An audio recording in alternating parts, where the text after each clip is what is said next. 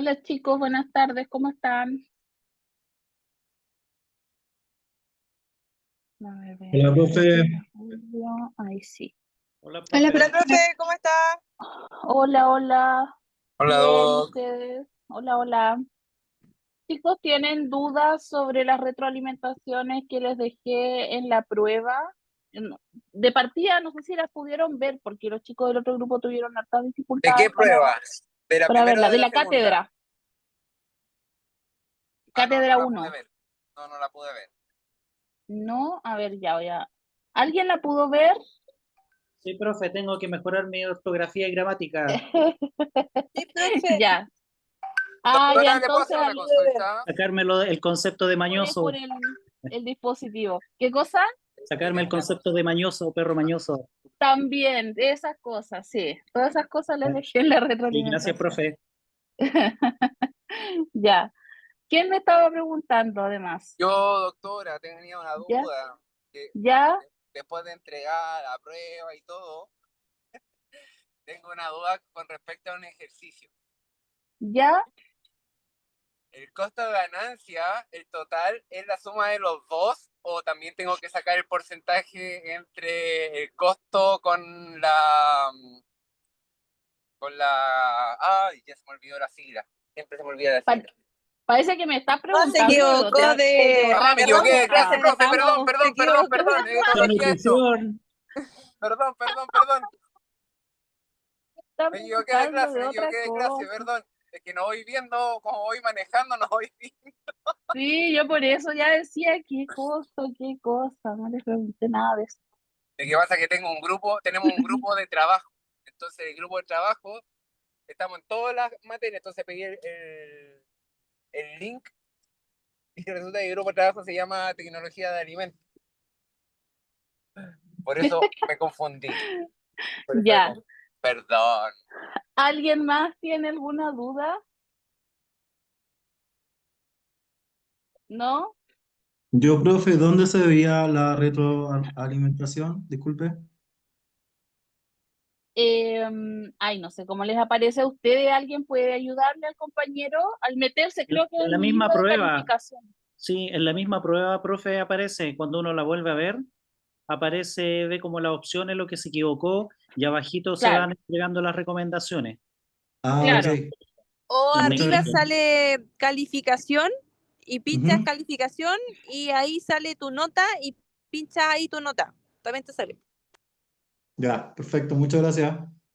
Ya, súper. Sí, porque a mí eso no me aparece, entonces no sé cómo llegan ustedes a esa parte, pero eso, ya yo les dejé esas inquietudes y cosas por corregir, mejorar a la gran mayoría, incluso si tenían el puntaje completo.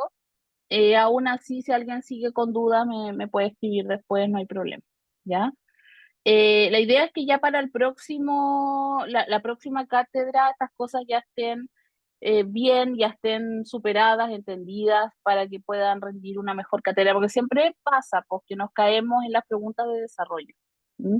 Porque igual el modelo, claro, pues siempre los acostumbra a contestar alternativas, entonces es entendible, pero en pro de tener una mejor expresión escrita, vamos a ponerle un poquito más de énfasis a eso en la próxima cátedra. Hoy día vamos a hablar de bienestar en animales de compañía, en perros y en gatos, ya siguiendo la tónica de la última parte de la unidad pasada. De hecho, es muy similar, ustedes ya dominan esto y de paso, con algunos términos vamos a aprovechar de ir repasando cosas en las que algunos se equivocaron en la cátedra, ¿ya? Esta clase se divide en dos, vamos a llegar y hoy día espero que más o menos hasta la mitad y el próximo lunes ya terminaríamos con la clase completamente y de ahí ya damos paso a otras especies. ¿Mm? Bien, entonces vamos a partir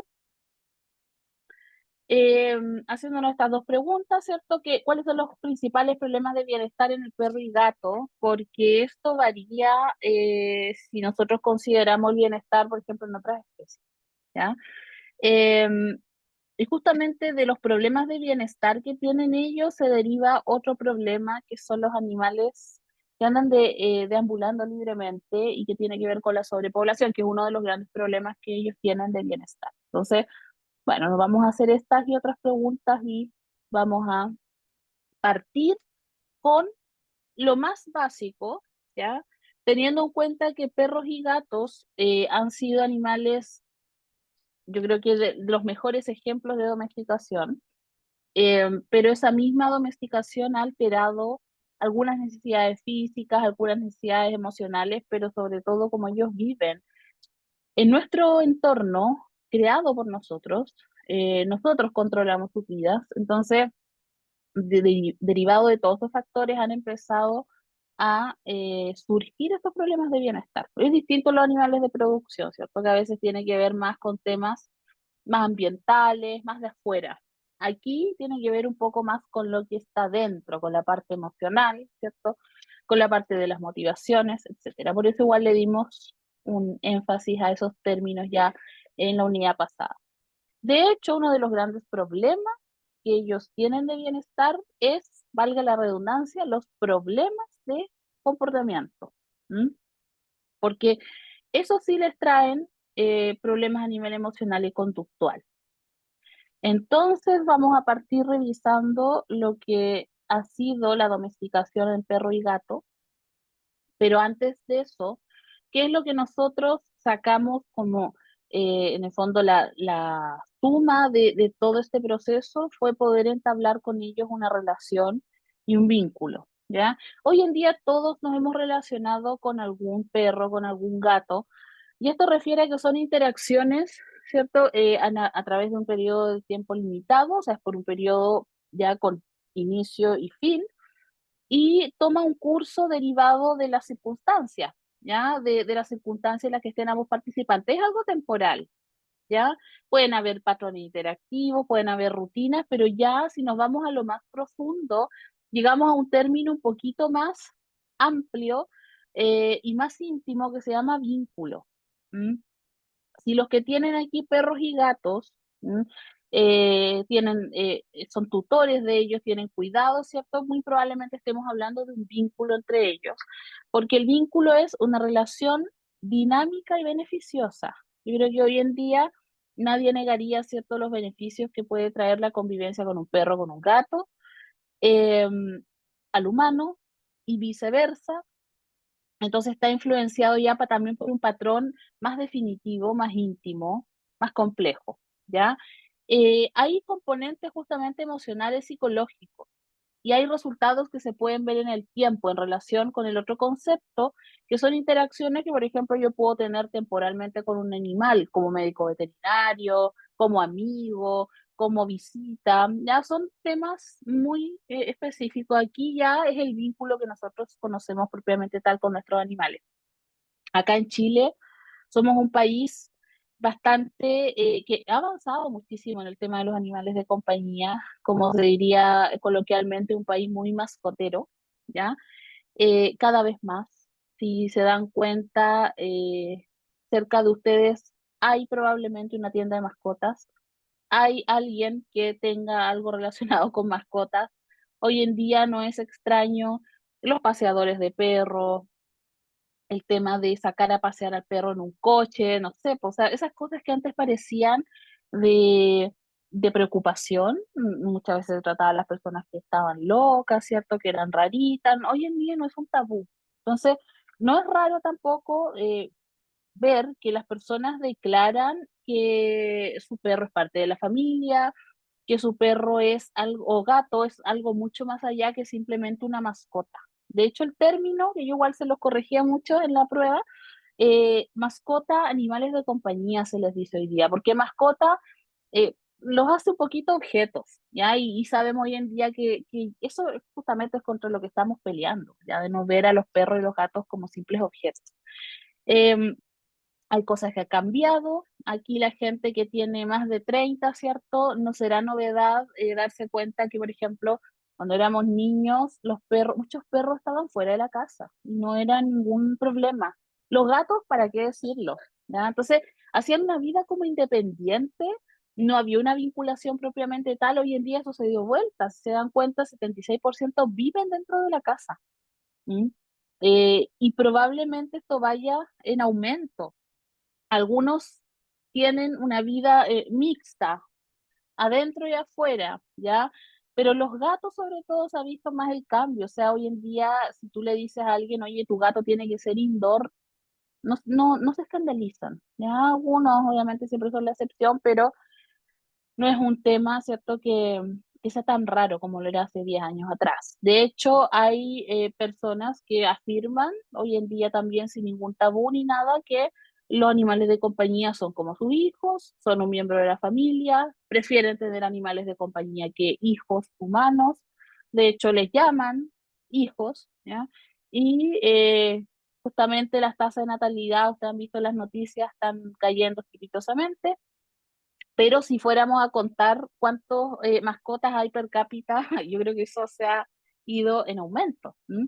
Entonces, nuestro país al menos sí ha cambiado muchísimo el tema de vinculación, pero eso trae consigo algunos temas, que son justamente los problemas y trastornos de comportamiento, que son los que vamos a revisar en un ratito. El vínculo, ya les comentaba que mejora la salud emocional del animal en la mayoría de las veces porque hay una relación positiva y una relación estable. Los animales bajan sus niveles de alerta, de estrés, de ansiedad, ¿cierto? Se va forjando un vínculo recíproco y mediado por una hormona, acuérdense que es la oxitocina, fundamentalmente. Esa es la hormona o neurohormona que permite que este vínculo se vaya reforzando en el tiempo, cuando uno le hace un cariño al perro, al gato, viceversa, ¿cierto? Se van liberando cantidades de oxitocina, que es lo que hace que ese vínculo se mantenga. Y bueno, si hay un vínculo profundo, como dice aquí, una relación de calidad, hay un cuidado también responsable y preventivo. Hoy en día también, si ustedes ven cómo se tratan a los animales de compañía, hay muchos enfoques preventivos, afortunadamente. Antes, ¿qué pasaba? Llevaban un perro con hipotiroidismo, con tumores, cáncer ya derechamente, algunas enfermedades que eran absolutamente tratables las llevaban a última hora. La típica, pues, que es como, no, este tumor le asomó ayer. No le asomó ayer, el tutor se dio cuenta ayer, pero ese tumor llevaba días porque, claro, como el perro vivía o el gato vivían afuera, no había un contacto cercano. En cambio, hoy en día estamos permanentemente mirándolos, tocándolos, ¿cierto? Fijándonos en todas sus cosas y nos damos cuenta mucho antes. Y si alguien quiere prevenir, va a tomar un chequeo preventivo y no un problema. O sea, hoy por hoy también es una de las causas de que nuestros gatos y perros vivan más allá de 14, 15 años sin problema. Antes el que vivía 14, 15 años era pero así un hallazgo. Hoy en día no, ya hoy en día cada vez hay más animalitos que sobrepasan esa barrera y bastante bien. Ahora, también hay un lado malo, como en todas las cosas, ¿cierto? Hay personas que, a pesar de todo, no tienen responsabilidad, no guardan responsabilidad ni ética, y por lo tanto menos educación va a haber. Y bueno, ahí puede volverse perjudicial para el animal de compañía sobre todo, y eso va a generarle problemas. Estrés, problemas de comportamiento, le va a afectar el bienestar, el animal no va a estar bien porque va a estar sometido permanentemente a posibles abandonos emocionales, a faltas de interacción, siendo que son animales que necesitan interactuar permanentemente. Hay personas que suelen proyectar sus necesidades y sus cosas, ¿cierto?, en los animales, ¿ya? Lo cual a mí me parece terrible. Y se le llama proyección egoísta, o sea, yo quiero que te portes bien, yo quiero que no ladres, yo quiero que seas casi una estatua, ¿ya? Yo quiero que seas un peluche, que no ensucies, yo quiero que te controles frente a todo, ¿ah? Y eso obviamente va generando una carga en el animal a nivel de estrés que puede desencadenar en algún momento en problemas mayores. Entonces, todas esas cosas son formas silenciosas pero profundas de maltrato, es maltrato igual. ¿M? Y ahí viene este otro concepto que a mí siempre me gusta discutir y de hecho espero en la cátedra lo podamos discutir porque siempre se tiende a pensar que la humanización es mala, ¿ya? Se tiende a pensar que de por sí, si hay un problema de comportamiento es malo porque lo humanizaron, eh, no, que es culpa de que lo humanizaron, o sea, como que este concepto siempre tiene una carga, una connotación negativa, pero no, ¿ya? Yo les diría, y así muy fácilmente explicado, que hay una humanización que es positiva y otra que es negativa. La negativa es la que nos imaginamos, que justamente a veces es querer del perro, del gato, cosas que no va a poder hacer nunca, que no va a poder cumplir nunca por la sencilla razón de que no es un humano. No va a poder ser la nana del niño chico, no va a poder ser más controlado que el mismo tutor. ¿Ya? Si tú le dejas un pollo asado, probablemente se lo va a querer comer, no llega a esos niveles de autocontrol, como les digo, más finos que un humano. O sea, a veces hay cosas que sí proyectamos en los animales pensando que son humanos y no. ¿Ya? Y esa es la humanización negativa, además de darles comidas que no corresponden, hacerlos sentir de una manera, digámoslo, incómoda, colocándole cosas que no necesitan. ¿Ya? Ok, esa es la humanización negativa, pero la positiva, yo les diría que es mucho más amplia y más importante. De hecho, si no existiera esa parte de humanización positiva, aquí no estaríamos hablando de esto. ¿Mm? Justamente estamos hablando de etología clínica, de bienestar, porque nos interesa que bajo nuestro cuidado estén bien, ¿cierto? Estamos humanizando este aspecto. Les ponemos inyecciones, les ponemos antiparasitarios, los curamos, tratamos sus enfermedades. Estamos con un enfoque justamente de humanización porque estamos cuidando su salud. ¿Mm? A nivel preventivo, a nivel curativo. De hecho, si no tuviéramos ese componente de humanización positiva, los médicos veterinarios no existiríamos. Los que nos dedicamos a la etología clínica menos. Los que justamente de nutrición, ¿ya? ¿Qué pasa con eso? Porque hicimos peletizados, partimos con algunos alimentos medio rudimentarios, y en día estamos con unos alimentos geniales, hasta el BARS es justamente con un enfoque medio humanizado, ¿cierto? Todo viene listo, porque si no le tiraríamos un pedazo de carne ahí medio descompuesto y que sea perro, que se comporte como perro, que se comporte como gato. Pero no, tenemos cuidados, tenemos temas sanitarios, ¿cierto? Cuidamos la salud, todo eso tiene que ver con el enfoque humanizado. Por lo tanto, si me preguntan si es siempre malo, no, no. Hay una parte, hay una dimensión que puede hacer daño, que puede hacer mucho daño, y hay otra que no, y hay otra que ha ayudado justamente a que ellos puedan tener una mejor esperanza de vida y su vida en el fondo sea mejor bajo nuestro cuidado, porque a veces, claro, podemos cometer algunos errores. Entonces el médico veterinario tiene que comprender la amplitud total para no juzgar enseguida, para no decir al tutor, ay, usted está humanizando. Hay que analizar muy bien ese concepto. De hecho, les voy a subir, porque creo que a ustedes no les alcancé a subir este paper, que se llama Vínculo humano-animal, ¿qué clase de amor es ese? Ya, escrito por un antropólogo argentino muy importante. De hecho, no se olviden de su nombre, porque él educa mucho respecto al vínculo humano-animal, rompe con muchos mitos, ¿cierto? Esta es una ciencia incipiente, que es la antrozoología, que estudia la relación, los vínculos entre humanos y animales. Y ahí hay hartas cositas que tenemos que tener en cuenta si vamos a ser después educadores también, porque no solamente es ser médicos veterinarios, sino que también educadores hacia los tutores. Em, Tenemos que saber todas las connotaciones, ¿cierto? Ahora, ¿cómo se relaciona todo esto con la domesticación?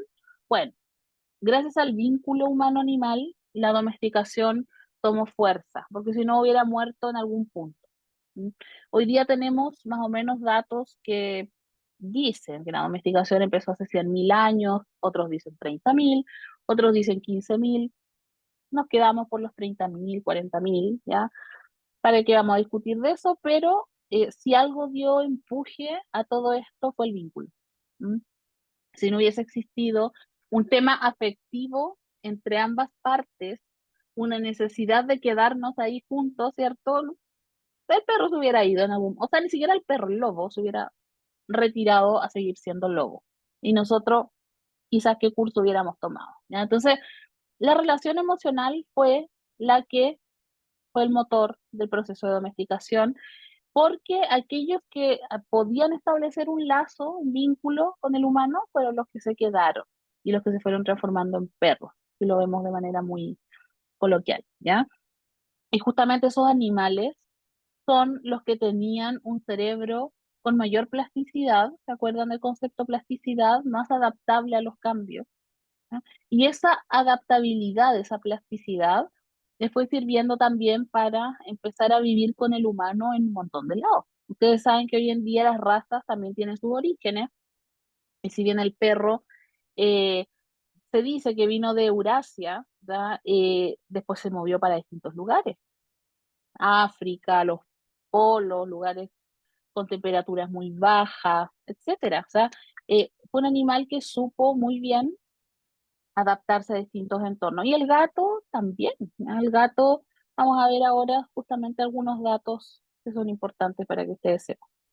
Em, la adaptación requiere de algunos cambios genéticos, de cambios ambientales, ¿cierto?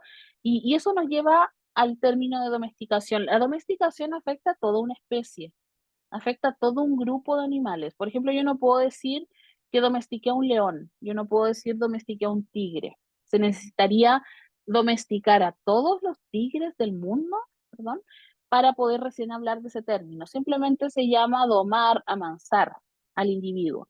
Pero evidentemente estamos frente a dos especies que sí han sido domesticadas del todo, que es el perro y el gato. ¿Mm? Y como yo les comentaba, la domesticación es una forma de adaptación tan grande que se puede decir que evolucionan. Claro, porque van cambiando distintos aspectos de su comportamiento hasta la morfología, lo vamos a ver ahora, ¿ya? Entonces, bueno, esto ya lo repasamos. Algo importante que decir acá es que domesticar al perro y al gato fue algo tan fundamental en nuestra historia de los humanos, ¿cierto? Porque nos marcó el camino hacia muchas otras cosas, nos mejoró temas de cacería en su momento, de agricultura, que probablemente sin estos animales no lo hubiéramos podido lograr también, ¿no? Quizás cuál habría sido nuestro curso en ese momento, pero evidentemente cambió todo. La domesticación a nivel social, en cómo nos relacionábamos, ¿cierto? A nivel emocional y a nivel cultural, porque cambió nuestras formas de vida. No sé si sabían, pero el gato tiene también su antecesor, se discute que son algunos de estos, pero la verdad es que este que está en el medio, que es el Felis libica, es el antecesor más directo del que hoy conocemos Felis cat, del gato doméstico, ¿ya? Que es un tipo de gato montés africano. O sea, se dice que de ahí salieron todos nuestros michis que tenemos hoy en día. Y partió todo el proceso de domesticación en Egipto, ¿ya? Ahí partió todo, ustedes quizás ya lo habían escuchado por ahí en las clases de historia, en datos históricos, hace más o menos 9.000 años. Si ustedes lo comparan con el perro, que yo les decía que puede ser 40.000, 100.000 años, el gato, harto después. ¿Mm? De hecho, algunos científicos dicen que el gato todavía está en proceso de domesticación, le falta. Y yo creo que algunos tutores dirán, sí, es verdad, ¿ya? Y coincidió con el inicio de la agricultura, ¿ya? Los gatos empezaron a ser muy útiles porque evidentemente empezaron a acercarse a los grupos, a las congregaciones humanas que tenían granos, sacos de grano, bodegas en el fondo. Ustedes saben que los ratones han estado siempre en nuestra historia, entonces empezaron a acercarse y evidentemente empezaron a romper los granos, cosas muy molestas, muchas pérdidas, ¿cierto? Pero también los gatos, en ese momento silvestres, empezaron a ver que había harta comida ahí disponible, harta carne, ¿ya? Harto ratoncito, entonces empezaron a quedarse. Y obviamente los humanos, como siempre, vimos eso y fue como, uy, esto nos conviene. ¿Mm? Entonces empezaron a elegir aquellos gatitos más dóciles, ¿cierto? Con una mayor plasticidad y capacidad de adaptación, y por los que se fueron quedando, se fueron cambiando en el fondo a nivel morfológico, a nivel interno, a nivel externo, en lo que hoy conocemos como el Felis catus. ¿Mm? Y los mercaderes pronto se dieron cuenta y como buenos mercaderes de ese tiempo empezaron a ver la utilidad del gato, que eran muy buenos cuidadores y propiciaban en el fondo mejor rendimiento de las cosechas, empezaron a tomarlo y a llevárselos a otros lados. Entonces empezaron a llevárselos a otros lugares, a otros continentes, ¿ya? Y empezaron a ver sus beneficios, ¿cierto? Muy grandes y bueno, ahí empezaron a difundirse hasta lo que es hoy, que hoy ya fundamentalmente no es un cuidador de nada, sino que es el gatito que está en casa, ¿ya? Y en el perro pasa algo similar. ¿En qué sentido? En que ellos también empezaron a acercarse por cierta conveniencia al humano. Nosotros también vimos algo conveniente en ellos, que era su capacidad de cuidar los territorios, porque ellos cuidaban ese territorio, porque los humanos cuando empezaron a asentarse en lugares y dejaron de ser nómades, ¿cierto? Desde sus chozas, igual que pasa hoy en día, dejaban gran cantidad de basuras, de restos de comida ahí alrededor. Entonces empezaron a acercarse algunos lobos y empezaron a darse cuenta que era fácil conseguir comida, gratis, fácil, sin esfuerzo, sin largas noches de cacería, sin pelearse con nadie. Entonces, dijeron, no, nos quedamos acá. Obviamente los más miedosos no les convino, se fueron igual, pero los más dóciles empezaron a quedarse, ¿ya? Como siempre, el que tiene mayor capacidad de adaptación es el que gana en esto, ¿ya? Y claro, los humanos a su vez empezaron a darse cuenta, "Oh, esto es lindo porque nos cuida de otros animales, otros depredadores, ¿cierto? Vamos eligiendo", y en un punto de eso fue que el vínculo nació, porque empezaron a darse cuenta. ¿Se acuerdan de la historia de esto de la domesticación que se hizo con el zorro? Lo mismo. De hecho, el zorro es como un modelo en miniatura de lo que pasó con la domesticación, ¿cierto? Empezaron a darse cuenta que estos lobitos empezaron a cambiar morfológicamente, a nivel emocional, a nivel conductual, y ahí empezó a surgir el vínculo, el cariño, el apego por ellos, se empezaron a quedar, obviamente a reproducirse, y ya el resto es historia. Tenemos dos grupos grandes, y aquí muchos podrán afirmar lo siguiente, ¿ya? Yo no sé si alguien tiene algún perro perteneciente a este grupo de acá de las razas asiáticas, ¿ya? Versus las razas que son más recientes, que se llaman europeas, son la gran mayoría que nosotros conocemos hoy en día, ¿ya? Las razas asiáticas tienen un temperamento muy distinto. Son perros que, además de parecerse más a sus ancestros, tienen también un carácter, tienen también un temperamento, un comportamiento en general distinto. Y es porque, en estricto rigor, han sido como menos manoseados por el hombre, en el sentido que no han sido tan seleccionados, no se ha intervenido tanto en algunas cosas, ¿ya?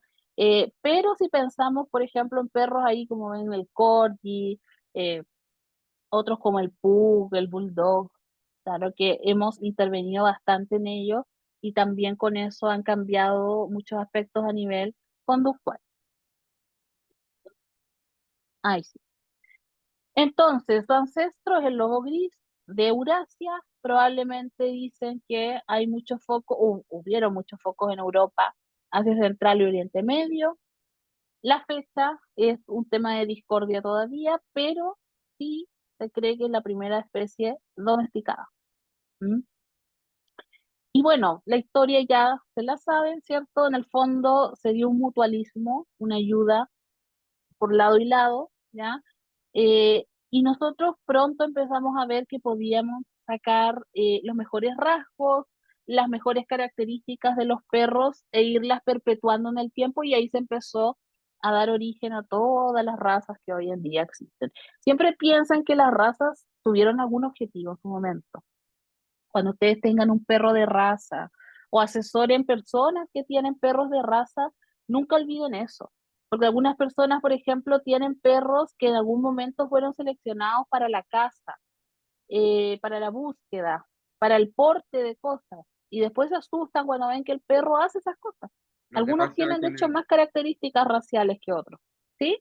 lo que pasa con el Malinois, el Malanois, o como quieran De nombrarlo, Malinois, sí, sí. pasa harto en eso. Uf, Un perro muy lindo para personas que tienen caracteres muy buenos, pero muchas veces llegan a clínica buscando etólogos, siendo que el problema no es del perro. esa es la cosa, ¿ya? Y ahí uno les pega ahí el tirón de orejas porque dice, oiga, pero ¿qué espera? ¿Ya? A mí me pasó justamente un caso hace unos, cuando estaba la pandemia, y se acuerdan del meme este del Chins, creo que se llamaba, que era un Shiba Inu. Ya, pues resulta que una señora se compró un perro de eso porque le gustaba tanto, se veía tan lindo, ya se compró el perro y ella quería que fuera un peluche, así como tenía esa expectativa y proyecciones que yo les comentaba al inicio. Y el perro no era así, pues el perro era lo menos querendón del mundo, el perro era súper indiferente, no le agradaba ese contacto así como cercano, meloso. Y claro, o sea, para ella era un problema esto y me contactó a mí y bueno, fue un tema largo de irle enseñando y de irle bajando expectativas. ¿Ya? Entonces, eso es algo que nosotros también tenemos que saber entregar como información, nosotros mismos también tener en cuenta, porque justamente hay ciertas líneas, ciertas razas que traen esto todavía muy fresquito. Si bien, claro, hoy en día hay personas que se quieren comprar un Malinois para tenerlo de mascota, y ahí es donde Imposible. empiezan las incompatibilidades, ¿cierto? O los perros de pastoreo también, pues pasa mucho con También. el ganadero, el pastor Los ganadero, border, pues. los border collie, el australiano, Ujú. pasa harto. Claro, porque hoy que son peluditos, que son lindos, me va a llevar uno para mi departamento. No, Listo. es lindo cuando vienen en terrenos grandes, pues son ricos cuando vienen en Claro, terrenos es que grandes. ahí está la cosa, pues ya, entonces ahí empiezan las incompatibilidades y la gente piensa que el problema es del perro, porque el humano tiene ese defecto, es como el tiro echarle la culpa al otro, y no. Entonces, bueno, eso es la importancia con el perro. Ya el gato quizás como más general algunas cosas, pero en el perro tenemos todas esas diferencias. Ahora, Doctora, ¿qué ¿qué? pasa? Disculpe, Dígame, antes de que siga, ¿qué pasa ¿sí? ahora con estos cambios que están haciendo, estos cruces que están haciendo con lobos americanos? Por ejemplo, el Blue Bay, que está muy de moda ahora, y ya Sí, está pronto llegar a Chile, si es que creo que hay como dos especies ya. Y son perros gigantes, o sea, un pastor alemán es una alpargata al lado de un Blue Bay. eso. Es que tiene un tamaño de lobo casi. Es que la propaganda en sí que le hacen al perro, o sea, para la venta, pues son perros que uno tiene que adquirir y me imagino que estarán sobre 1 o 2 millones, traérselo acá a Mm, Chile, sí. de principio. La propaganda es que son dóciles, que son cariñosos, pero es un perro que viene del lobo americano, o sea, como... Y más encima con pastor alemán. Es que esa es la cuestión, pues, porque es como, ya, pero defíname cariñoso, defíname dócil, defíname hartas cosas, porque crean expectativas. En el fondo es un marketing. Es un marketing, claro. eh, y, y la otra cosa que también es importante, porque todavía no hemos hablado mucho de eso, pero esto es como comprarse, a ver, tú te vas a comprar un par de zapatos, ¿ya? Y te pueden decir, oye, tu par de zapatos súper buenos, de cuero, no sé. Pero si tú tus zapatos los tratas pésimo, mal, ¿cierto? No te van a durar ni 2 meses. Aquí pasa lo mismo. Si ese perro tiene una mala crianza, ya partiendo a lo mejor una mala selección de los padres, una gestación estresante, periodos postnatales complicados, traumas, enfermedades, por mucho que te digan este perro es amoroso, todo va a tener problemas porque tu cerebro no se va a desarrollar adecuadamente y ahí empiezan los problemas.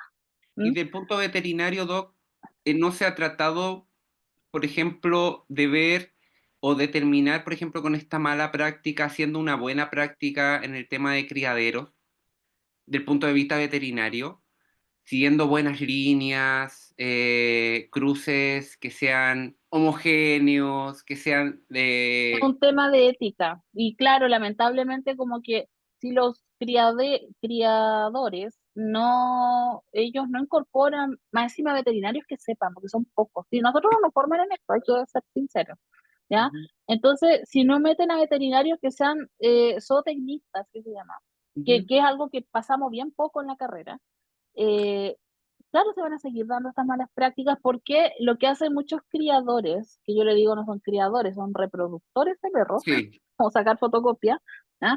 Es justamente fijarse por los perros más lindos, por una estética, pero pasan por alto todo lo que es comportamiento, y no solo comportamiento, ustedes saben que algunas razas como el pastor alemán, displasias de cadera, sí. todas esas cosas, se las pasan Pero por eso es lo que voy alto. a decir. Si a los veterinarios, por ejemplo, acá se les enseña mucho reproducción bovina, reproducción caprina y todo el tema, ¿por qué no se les enseña un poco de reproducción felina, de reproducción? Porque al Sí, final los veterinarios trabajamos con perros, con gatos, con vacas, con caballos, Hay otros veterinarios que trabajan en zoológicos, que también Claro, en muchos zoológicos también hay reproducción de leones, de sí, tigres. Que igual eh, sería difícil viéndolo desde el punto de vista de que esto también genera ganancias de dinero. Y cuando hay plata es de por que medio, se hace es de un todo. tema justamente delicado, delicado porque no está la obligación que los criaderos de perros tengan un veterinario así como en el fondo que sepa de estos temas. Tienen un veterinario, pero a veces se sí, preocupa de los manejos básicos, en ¿ya? realidad, para que firme los documentos que el otro hizo. Claro, Eh, claro.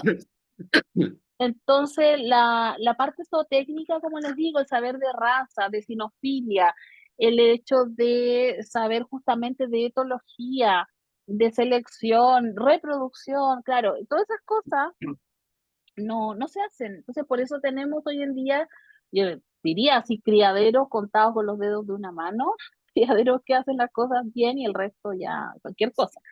Pero claro, eso pasa con este tema de los lobos, de los perros lobos, que a mí me preocupa de sobremanera, porque aquí la gente se entusiasma muy fácilmente, o sea, uy, qué lindo, que no sé Y qué, ahora ya con el vamos. perro que clonaron, ahora los lobos que clonaron hace poco, bueno, no clonaron, pero son híbridos del lobo gigante que tiene 2000 años.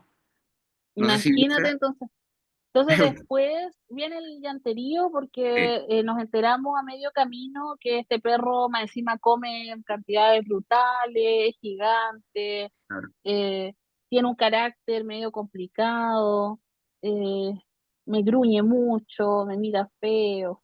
Claro, mi pregunta Entonces, iba a sencillo, porque vi hace unos meses atrás un reportaje ujú, de unos veterinarios, si no me equivoco, si era en Reino Unido o en Estados Unidos, pero ellos criaban gatos ujú. y vendían los gatos, y gatos carísimos, unos, ¿cómo se llaman estos ojos grandotes?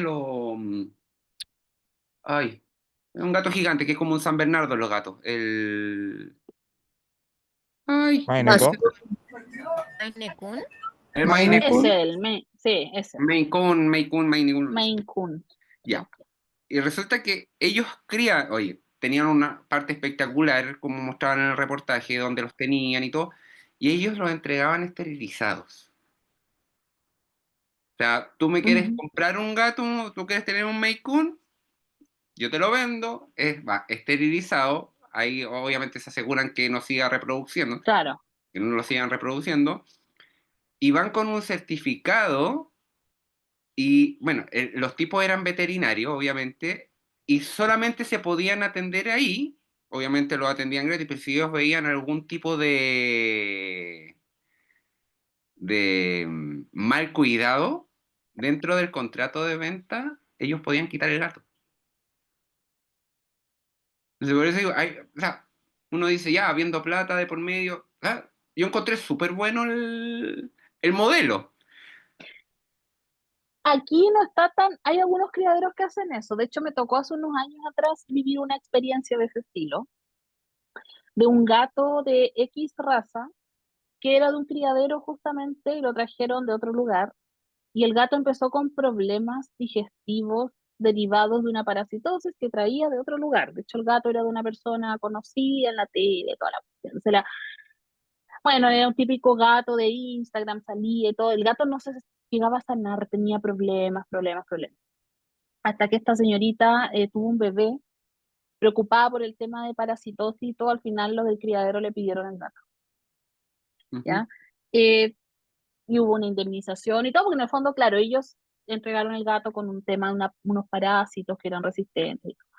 Hay criaderos que lo hacen acá, y de hecho sí debería ser.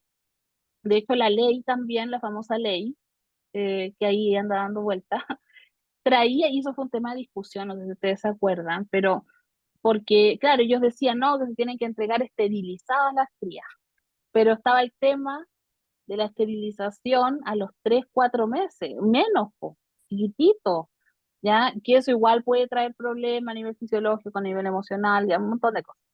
Y que vaya, ya, se les exigía a los criadores hacer eso, pero, Pero el destete pronto también digamos, de la mamá también causa problemas. sí, sí, Entonces, yo creo que 3 meses para obtener. Yo, yo no soy de las personas que está en contra de si tú te quieres comprar un perrito, te lo compras. Si tú quieres adoptar un perrito, Ujú. te lo adopta. O sea, yo no estoy en contra ni juzgo a la persona que Sí, quiere no, sí está, sí. de cualquier forma. Pero eh, creo que ahí la ley debió haber sido más,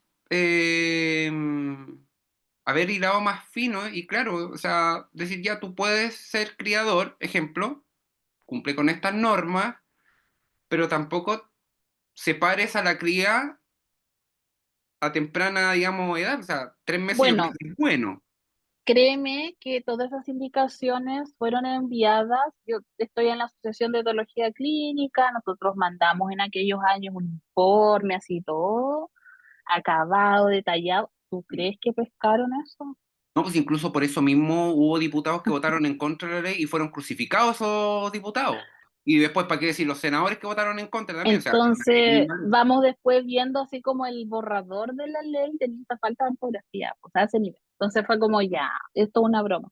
De hecho, le pidieron no solamente a los etólogos, sino que también justamente a gente que tenía experiencias zootecnias y en sinofilia, en todo eso, a que hicieran su aporte, lo mandaron, ahí Qué quedó. rabia. Entonces, ese es el problema, pues ya que, claro, por no conocer, ya los tutores a veces le podemos dejar el beneficio de la duda, si no saben de estas cosas, pero nosotros sí, pues tenemos un vacío. Ahora yo siempre les digo, si uno nota un vacío en su formación, uno tiene que aprenderlo por su cuenta. Ujú. El día de mañana, justamente si quieren asesorar de estas cosas, van a tener que formarse en paralelo, porque claro, la universidad no siempre cubre todo, ¿ya? Y van a salir y van a notar un vacío en esta parte probablemente, ¿ya? Así como varios lo hemos notado. Entonces, bueno, aquí ya partimos por darle una pequeña pincelada. Y como tú bien decías, Felipe, ¿qué trajo la domesticación? Justamente, el lobo es un animal tremendo. El lobo es un tremendo animalote, alto, largo, patas gruesas, tremendas patas, de hecho. Y la domesticación trajo esto, porque el perro, por ejemplo, el pastor alemán, como tú bien decías, al lado se ve como una alpargata, chiquitito, menudo. Eso que es un perro que puede alcanzar 35 kilos, 40, ¿ya? Ahora, esto tiene una razón de ser, po, ¿ya? Los perros, los animales más pequeños, no solo los perros, sino que los gatos, son más fáciles de manejar en todo sentido y requieren menos energía, son más eficientes, ¿ya? En el fondo es eso, eso se fue seleccionando. Porque imagínense tener un perrote, aquí a lo mejor si alguien tiene un perro que pese más de 50 kilos, me dirá cuánto gasta al mes, cuántos riñones ya ha vendido, porque es terrible, ¿ya? Entonces, bueno, se fue disminuyendo también el tamaño de la cabeza, el hocico, las orejas, pero esto, como ustedes pueden ver, no influyó en su capacidad de ser inteligentes, o sea, son igual de buenos para aprender cosas, son mucho más selectivos en lo que quieren aprender, ¿cierto?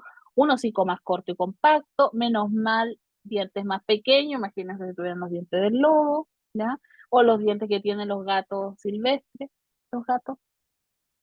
Y también aumentó la variabilidad del color, si ustedes se dan cuenta, los animales silvestres, sea el lobo, sea el gato en este caso, son de este color como medio moteado, ¿ya? Así como un color medio difuso, gris, medio amarillento, ¿ya? No es un color muy bonito, ¿cierto? Pero los perros y los gatos domésticos ya tienen unos patrones hermosos, ¿cierto? Con manchitas, algunos tonos diversos, etcétera, etcétera, aumentó la variabilidad del color.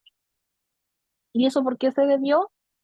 Porque un gen que se llama agouti, que es el que regula la distribución de los pigmentos, ¿cierto? Fue mutando. Y en vez de tener este patrón moteado que tiene que ver con las bandas de color, ¿cierto?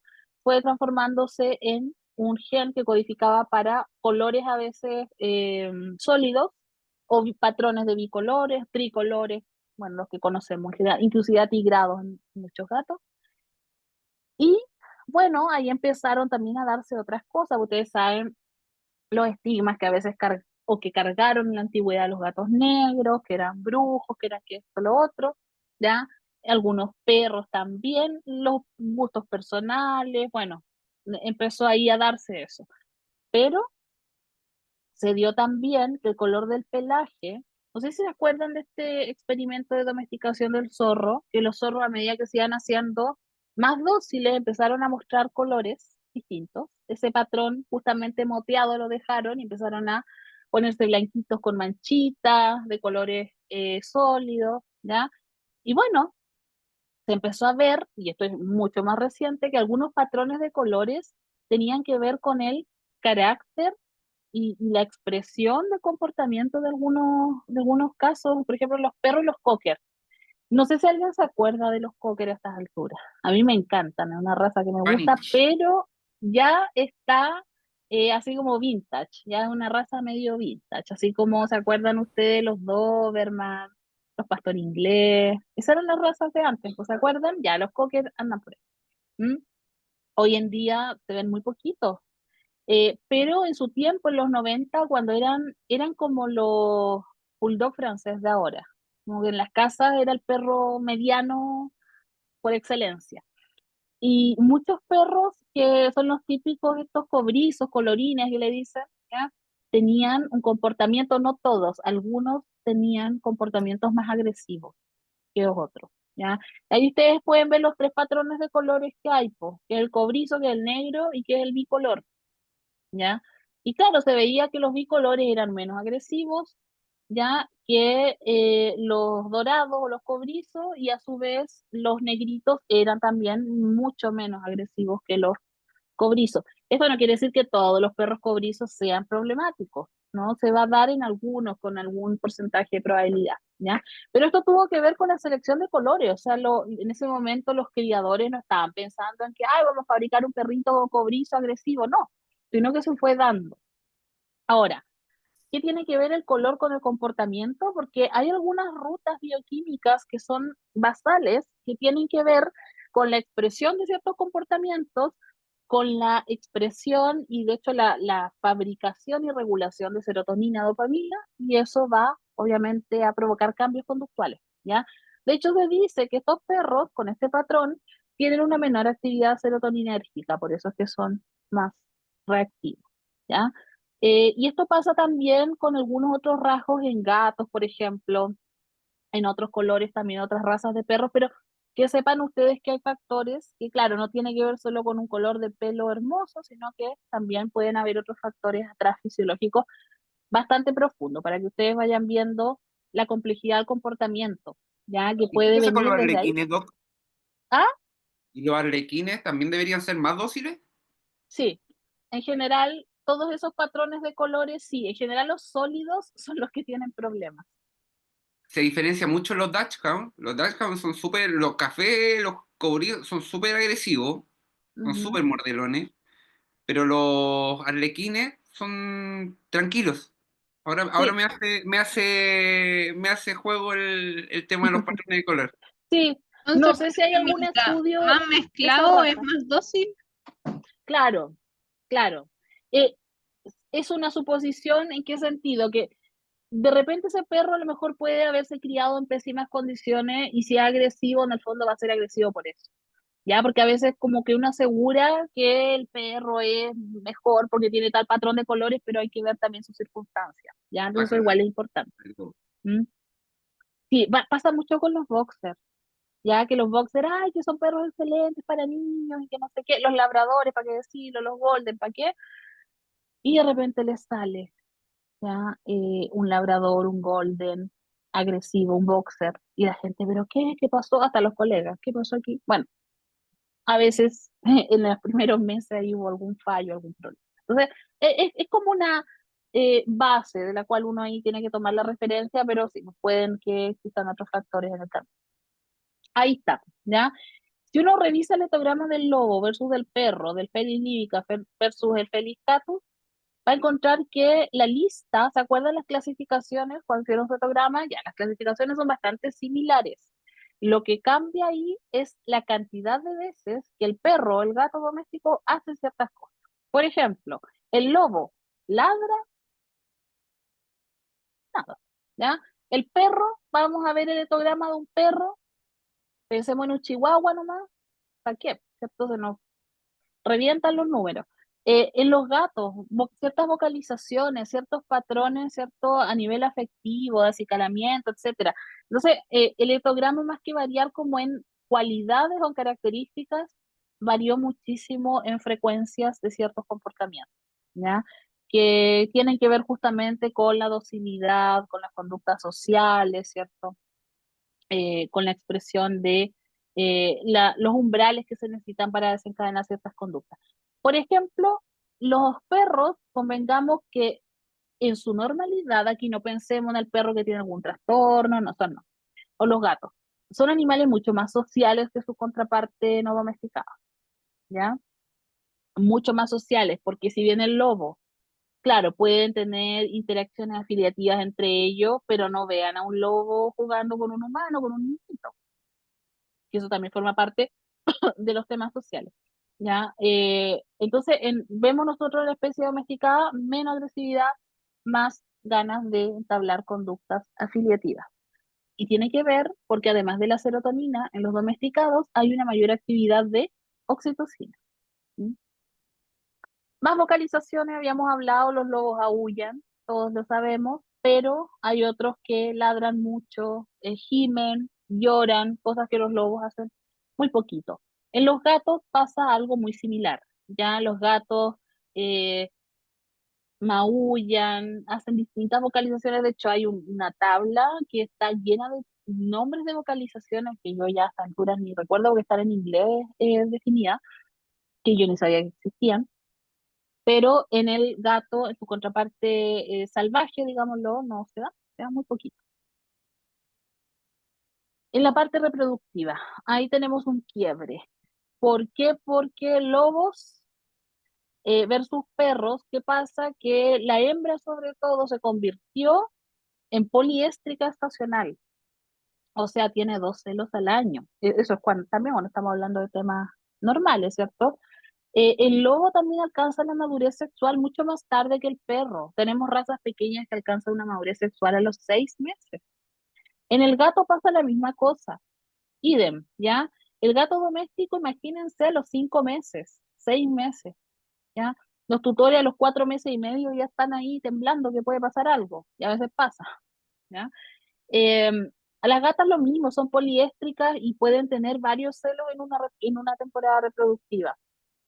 Y más encima, gatos y perros tienden a ser promiscuos en el sentido que se pueden aparear con varios individuos, ya siendo que los lobos son monógamos y los gatos son bastante selectivos.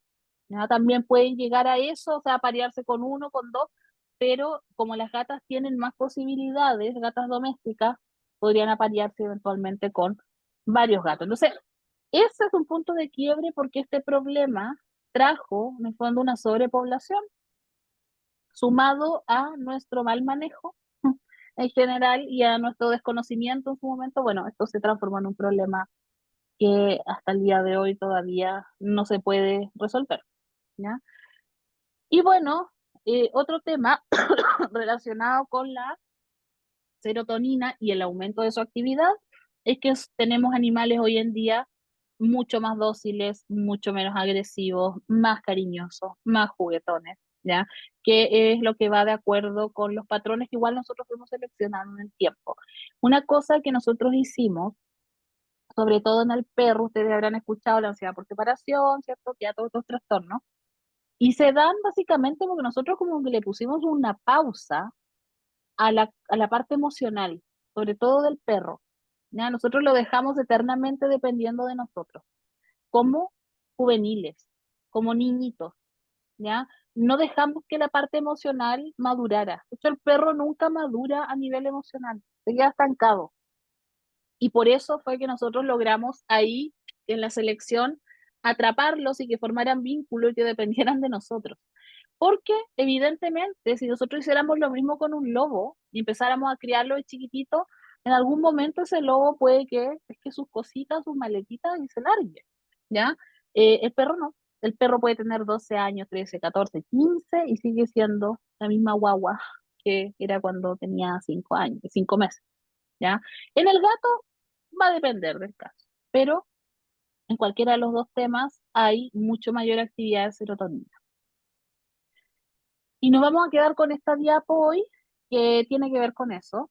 Ya, aparte de todo, no sé si alguien ha visto una camada de perros, sobre todo recién nacidos. Yo les digo, tienen la cabecita, parece una papita, ¿no? Porque es así redondita, medio arrugadita, y es algo transversal para casi todas las razas de perros. Casi todos tienen esa forma, ¿ya? ¿Cuál es el punto? Ustedes se dan cuenta de esa carita, que las orejitas apenas, ¿cierto?, se desarrollan, todavía están cerraditos los conductos auditivos, los ojitos están muy prominentes, separados, el hocico casi inexistente, y si se dan cuenta hay algunas razas que mantienen esas características hasta la adultez. Por ejemplo, esta que está aquí abajo, que es el pug, pero también pensemos en el bulldog, pensemos en el boxer y otros braquicéfalos, ¿cierto? Ellos se quedaron con esas características externas como juveniles. En el fondo, su cabeza, ellos crecieron de cuerpo, maduraron sexualmente, todo lo que quieras, cumplieron 8 o 9 meses, pero retuvieron características juveniles. Ahora, esto yo les diría que fue un poco capricho igual nuestro, ¿ya? Porque nos gustaba ver esas caritas muy parecidas inclusive a las humanas, pues casi sin hocico. Ustedes saben todo lo que eso trajo aparejado también en la salud, sobre todo respiratoria, de esos animales, pero eso ya es otro cuento. Pero esa retención de rasgos juveniles internos y externos, externos son estos e internos son los que yo les decía con la parte emocional, la dependencia. Bueno, eso hizo que dependieran mucho más de nosotros y fuesen menos agresivos, menos depredadores, más juguetones, más sociables, más adaptables a cambios. En cambio, si se acuerdan, ¿cierto?, de esta señora que yo les mencionaba con su Shiba Inu, que lo apretaba y que le daba besos y el Shiba lo quedaba mirando así con cara de, "¿Eh?", ¿ya? Eh, Son perros que normalmente están ubicados por aquí, ¿ya? Que tienen, como dice aquí la gráfica, tienen más características de lobo. Y también, no solamente por fuera, sino que por dentro, ¿ya? Ahí hay varias razas. Están los chau chau, en general todas estas razas que son asiáticas y nórdicas, los husky, etcétera, etcétera. No solamente tienen por fuera características más parecidas al lobo, sino que también a nivel emocional. Por eso que son perros, no todos, pero muchos son perros un poquito más distantes, les dicen muchas veces que son tercos, que son mañosos, que son pesados, ¿cierto? Pero es porque están en la línea esta de la neotenia mucho más cercanos al lobo, ¿ya? En cambio, todos estos otros chiquitines, los cocker, los carlinos, que son estos orejoncitos, ¿cierto? Los pug, no, por los carlinos son los pug, los otros son los king, no sé cuántos, se llaman King Charles, algo así. Bueno, todos estos perritos braquicéfalos están más alejados del lobo, están al otro lado de él. ¿Mm? Y como cosa final, premisa final, es que, bueno, además de ser neoténicos, ¿cierto? Y ser juveniles y dejarlos pausados en su etapa emocional juvenil, necesitan más estimulación y por eso que son perros que hoy en día tenemos que comprarles juguetes, sacarlos a pasear, hacerles cariño, enriquecer su ambiente, ¿ya? Porque necesitan mucho más, porque son en el fondo como jóvenes, eternamente, ¿ya? Eso es, chiquillos. No sé si tienen alguna pregunta, alguna duda de lo que vimos ahora. ¿Todo No, ok? sí, todo ok. Perfecto. Seguimos entonces la próxima clase a partir de esta, para que me van a acordar, porque se me olvida. Partimos con sobrepoblación. ¿Ya? Cuídense, que estén muy bien. Nos vemos ya Igual, la don. próxima semana, el Chao, lunes. profe. ¿Ya? Chao. Cuídense. Chao, chao.